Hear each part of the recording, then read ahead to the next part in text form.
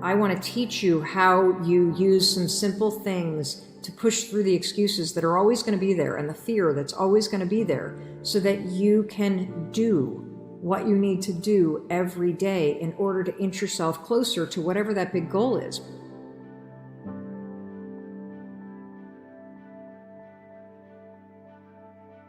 How you start your morning determines how your day goes. That's right.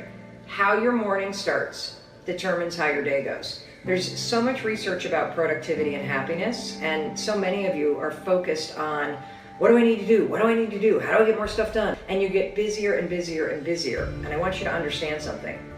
Being productive, being happy, being in control of your life, it has nothing to do with when you get up. It has everything to do with how you get up. And so a routine refresh is something that you have to do. You have to do it because you must have a morning routine. If you don't have a morning routine, your entire day will get hijacked.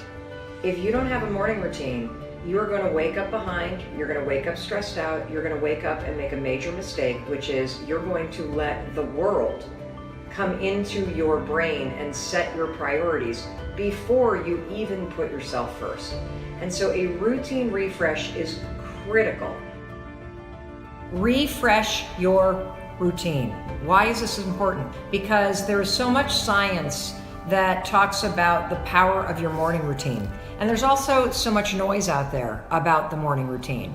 But all of the articles out there tend to be written by guys that have 2.5 hours before work starts to somehow drink mushroom tea and meditate and go to yoga and exercise and drink bulletproof coffee and sit in an infrared sauna. And I don't know what planet these people live on, but they clearly don't have children or a job they need to get to at 8 o'clock in the morning. I'm being realistic. I'm being realistic about the fact that you need a morning routine, but you need one that works for you. You see, I had a morning routine that used to take me 30 to 40 minutes last year when I had more time. I've had a morning routine that took an hour when I had time and the ability to go for a jog in the morning. I'd incorporate that in the morning routine. My morning routine, 10 minutes long. That's it. It's 10 minutes long because that's what works for me in this season of my life. And so I am inviting you to do a routine refresh, where I'm going to walk you through the science of a morning routine. I'm going to take you step by step in this guide through how you should be thinking about the components of what you want to do every morning in your morning routine. And I am also begging you to customize it so that it works for you. Because the truth is, if it doesn't work for where you are in your life right now, you're not going to do it. And the most effective morning routine is the one that you actually do every morning. I've got a question from Diego, and this is going to relate back to your morning routine. From Diego: I have a dream of opening my own restaurant, but I'm terrified to start. How many of you have ever thought about opening up a restaurant or starting a small business or having some kind of side hustle? It doesn't have to be a restaurant. The American dream used to be, I really dream of owning my own home. Do you know what the American dream is now for the majority of people? It's, I want to own my own business. And so whether you're interested in launching a restaurant or you would love to have a business of any size, shape, or form in any vertical that you can think of, this is a question that you need to pay attention to, okay? Because I know this is also impacting you. I'm terrified to start. I know I have the potential to be really successful, but I just can't get myself to actually do something about it. You know, sometimes when the dream is so big, the fact that it's so big becomes paralyzing, because you think about where you are right now and you think, holy cow, that thing that I really want? I don't even, how do you even start when the dream is so big? So here's what we're going to do today. We're going to shrink it down. I don't want you to think about opening a restaurant. I don't want you to think about launching that business, because that's something that will happen a year from now. What I want you to think about is I want you to shrink your thinking. I want you to think about researching a restaurant. I want you to think about preparing to launch a restaurant. I want you to think about learning about launching a restaurant. Do you see how just saying, I want to learn about launching a restaurant changes how you feel versus I'm launching a restaurant, which feels so big. You're just in a phase where you're learning and researching this idea, which all of a sudden takes all the pressure off, doesn't it? So that's number one. Let's shrink it. Let's not talk about launching it. Let's not talk about building it. Let's talk about researching and learning about it, okay? So that takes the pressure off. Then the next thing that I want you to do is I want you to focus on something that I talk about all the time. If you're researching and learning about launching a restaurant or a business, all I want you to do, I want you to find 10 to 15 minutes. That's it. That's all it takes. 10 to 15 minutes. And I want you to do one thing for 10 or 15 minutes a day that helps you learn or research about the idea of launching a restaurant. How many of you are starting to feel a little bit lighter? How many of you are starting to feel like, holy cow, thinking about it that way, I actually could get started today? Making this smaller and making it something that I'm learning about rather than doing and launching and that somehow thinking about it differently frees up the ability to get started. I want you to do one small thing a day. So what could you do? You could read an article about somebody that launched a first-time restaurant. You could look online for 10 to 15 minutes for a local restaurant networking event. You're not launching or building a restaurant yet. You're learning about it and you're researching it.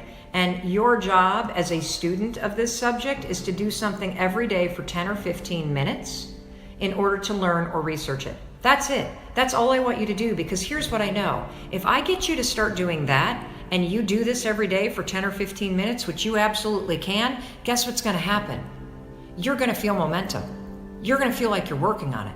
You're going to meet people that are interested in it. You're going to learn things that are going to lead to the next thing that you need to learn. And you will have mastered the art of getting started. And by doing something a little bit every day, you're also going to master the art of continuing to keep going. And from there, it'll snowball. I promise you. I promise you. As you meet people, the next thing you'll do would be to learn more from them.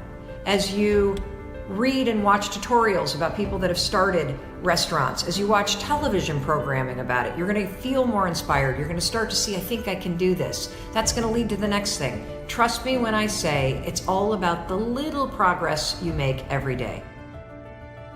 I want you to stop talking about launching it and building it, and I want you to shrink it back to I'm learning about it and researching it.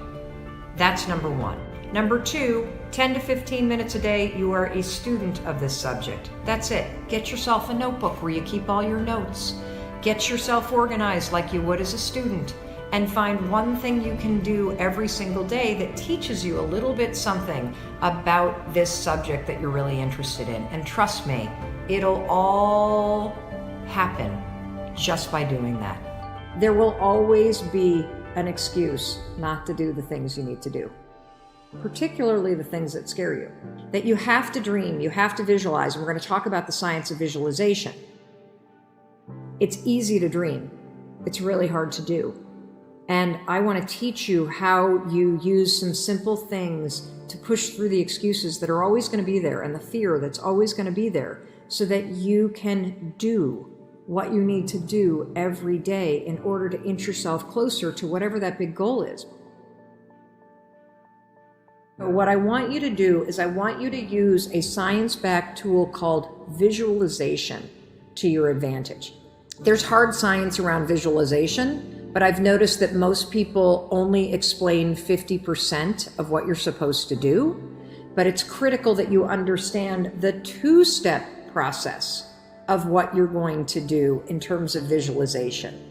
And that's this piece of visualization that everybody misses, that the science says is the most important. You can't just write down your goals. It won't work. You can't just put up a board with photos on it. It won't work. You have to do the second part, which is you have to imagine yourself taking the steps to get there, not the end goal. This is powerful research out of UCLA. This is what will make visualization work.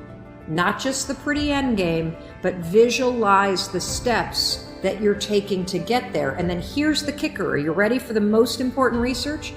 You've got to allow yourself to feel the emotions associated with it. You've got to make your visual board. It's a really powerful thing to do for sure. But then I want you to visualize yourself every day doing the steps leading up to it. This is research from UCLA. And I want you to allow yourself to feel the emotions.